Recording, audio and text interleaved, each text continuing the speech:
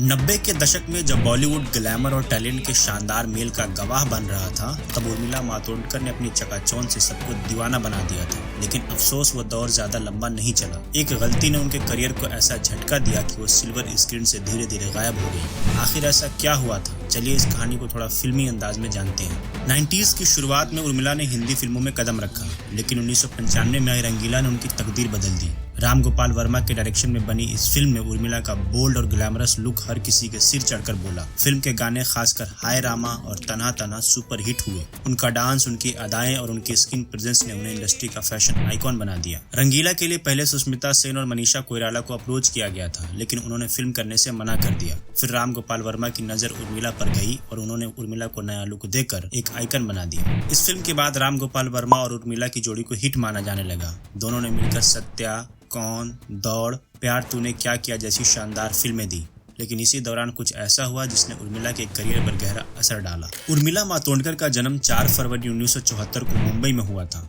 बचपन से ही उन्हें एक्टिंग का शौक था और 3 साल की उम्र में ही उन्होंने पहली बार कैमरे का सामना किया। 1977 में रिलीज हुई फिल्म कर्म में उन्होंने काम किया था और शायद ही किसी ने सोचा होगा कि यह छोटी सी बच्ची आगे चलकर 90 के दशक की सबसे चर्चित हीरोइनों में शुमार होगी। फिर आया 1983 जब शेखर कपूर की फिल्म मासूम आई।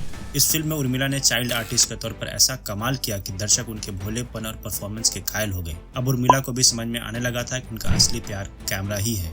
उर्मिला मातोंडकर के लिए राम गोपाल वर्मा की फिल्म रंगीला मील का पत्थर साबित हुई थी। इस हिट के बाद से उनके पास फिल्मों की लाइन लग गई थी। इस मूवी के बाद उनका नाम भी रंगीला गर्ल पड़ गया था। इसमें उर्मिला के काम की काफी सराहना की गई थी। उन्हें 7 अवार्ड भी मिले थे। आपको बता दें कि रंगीला समेत उर्मिला ने अपने फिल्मी करियर में राम गोपाल वर्मा के साथ 13 फिल्मों में काम किया था।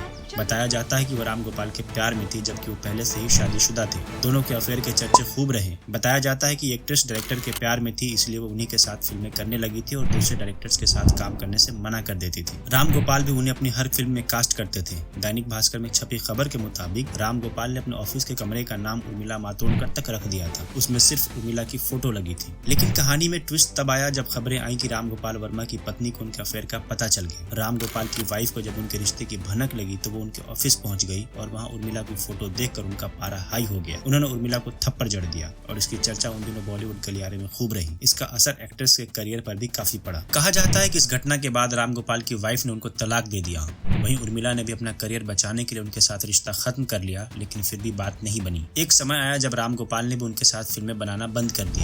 एक्ट्रेस ने जब दूसरे डायरेक्टर्स के साथ संपर्क बनाना शुरू किया तो लोगों ने भी उनके साथ काम करने से मना कर दिया, क्योंकि पहले उर्मिला मना कर चुकी थी और कुछ की राम गोपाल से पटती नहीं थी, जिसका असर एक्ट्रेस के करियर पर पड़ा। इसके बाद धीरे धीरे उर्मिला मातोंडकर को फिल्में मिलना बंद हो गई, उनका करियर खत्म हो गया। जब उर्मिला से उनके करियर के अचानक ढलान पर आने के बारे में पूछा गया तो उन्होंने इसे इंडस्ट्री में मौजूद नेपोटिज्म का नतीजा बताया। उन्होंने कहा, मुझे हमेशा एक ग्लैमरस लड़की के तौर पर देखा गया।